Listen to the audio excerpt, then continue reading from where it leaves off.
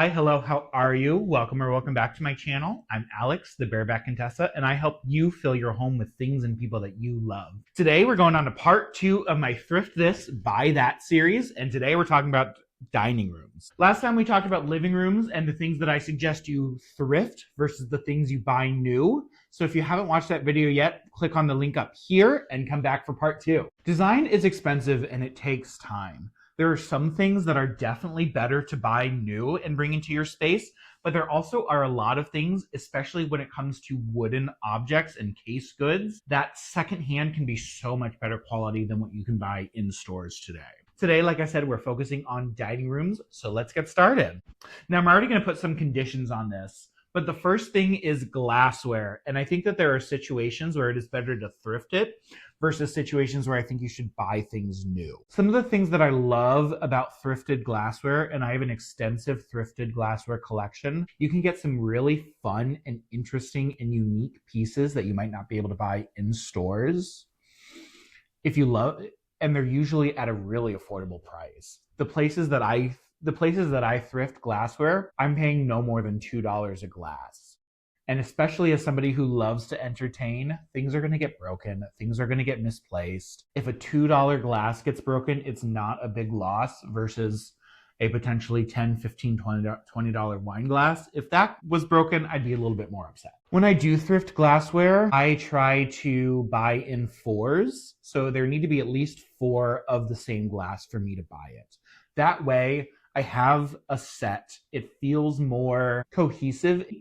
And that way, if something were to break, I still have a few more of the same glasses. That being said, I have recently changed my tune around glassware, especially for parties. I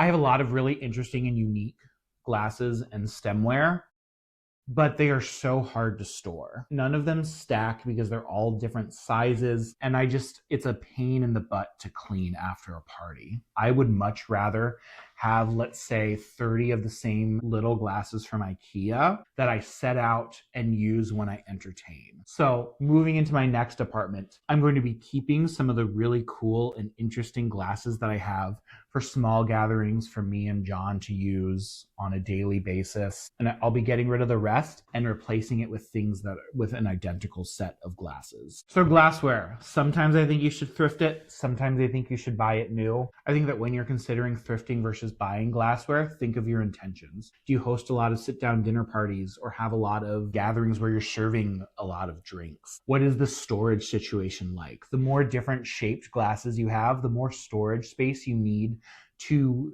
store those glasses safely. If you have a lot of stemware, how clumsy are you? I will knock over a stemmed wine glass any day of the week.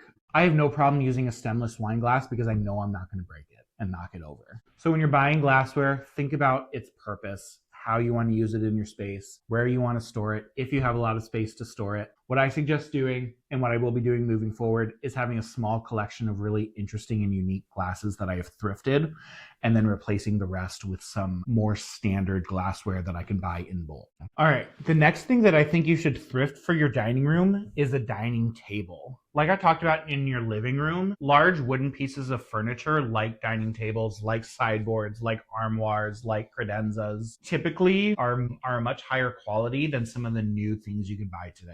Even if you're spending a good amount of money from a higher end retailer, it does not necessarily equate to quality. My dining table can seat 12 comfortably. It is a discontinued IKEA table that I got for, I think, $100 off of Facebook Marketplace. And while it might not be the most interesting thing aesthetically, it suits my purposes. It does not take away from the design of the rest of the space. It seats a lot of people. It's easy to clean. It's very sturdy. It's very heavy because this is solid wood. And I think if you look on Facebook Marketplace, if you look on Craigslist, if you look at other thrift and secondhand stores around your area, you can find high quality items at a very affordable price point. I found a beautiful Drexel mid-century dining table for my friend's apartment that he he got from the suburbs for I think $150. It's a stunning mid-century piece. It wasn't in great shape. He wound up refinishing it. But all that to say, for a much more affordable price point, you can get something that is going to stand up to use. And your dining table is something that really goes through a lot of wear and tear.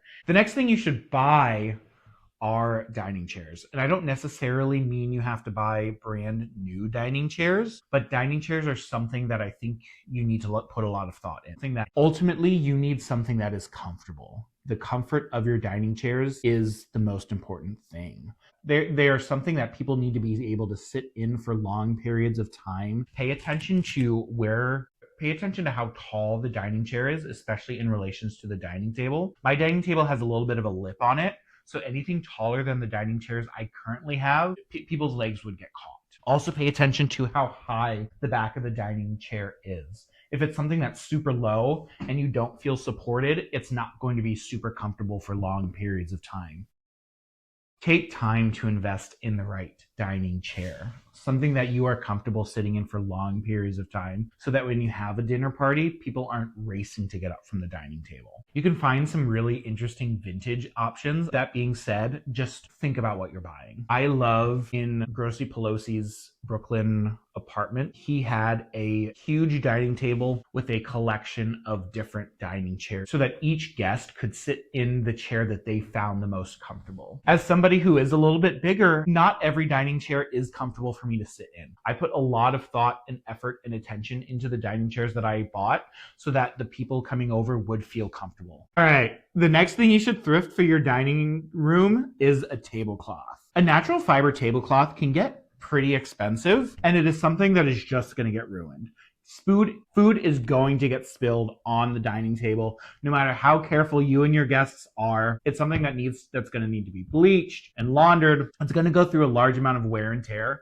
So I don't want to spend the money on something brand new that I know is going to be ruined. I have found some beautiful linen or lace tablecloths in the thrift store that maybe already have some minor stains on them, but I don't really care because they're going to get stained anyway. But I do like buying some brand new table runners. I think that they're an interesting option to get from local sewers and crafters and fabricators to bring something interesting into your space seasonally. The next thing I think you should buy for your space, and this is just a personal preference, is your everyday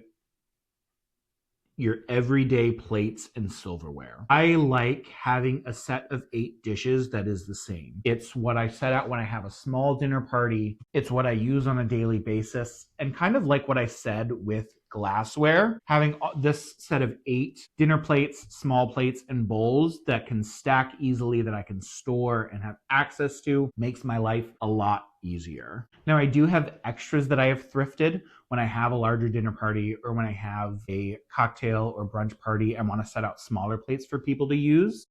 But everyday plates and silverware is one set. Now, you can absolutely thrift something if you happen to come across a set in a thrift store, or you just want to have a collected feel of plates and bowls and whatnot. But that's a little too chaotic for me for everyday use. I like having one set of everything that is the same. The next thing you should thrift for your dining room are candlesticks. Candlesticks are a really interesting way to easily dress up your table. I got these black matte candlesticks at IKEA, but I also have a set of brass candlesticks that I got at a thrift store for like $1. I have some glass candlesticks that I've thrifted. They are something that will cost you maybe $1 or $2 each, but can bring a lot of life and light and energy into your tablescape when you set it for a dinner party. I love having a few different options to change out for the particular vibe that I'm going for a certain dinner party or a certain theme. They can get so expensive buying them new too. I really suggest finding some thrifted candlesticks or bud vases or different little tchotchkes to decorate your tablescape with. All right, the last thing I think you should buy for your dining room are flowers. Flowers are such a great centerpiece. They bring a lot of life and light and energy into your home. And I think that we should all be treating ourselves with a few more fresh flowers in our lives. You don't need to spend a lot of money to play around with floral arranging as well. It's a really great way to flex some of your creative muscles, play with a new medium that you might not otherwise use, and you get something beautiful to look at. No matter what, your floral arrangement is going to be beautiful because the flowers are beautiful. Who cares if maybe the colors aren't quite right, or you cut something a little too short? That sort of practice and trial and error is a great skill to build up. You don't have to be an expert, just have some fun. All right, those are the things that I suggest you thrift versus buy for your dining room. If you learned something, be sure to give this video a thumbs up and subscribe. Now, do you agree with what I said? Do you have any different thoughts about what you should buy or thrift for your dining room? Which room should I talk about next? Leave all those down below in the comments, and I look forward to seeing you next week. Bye.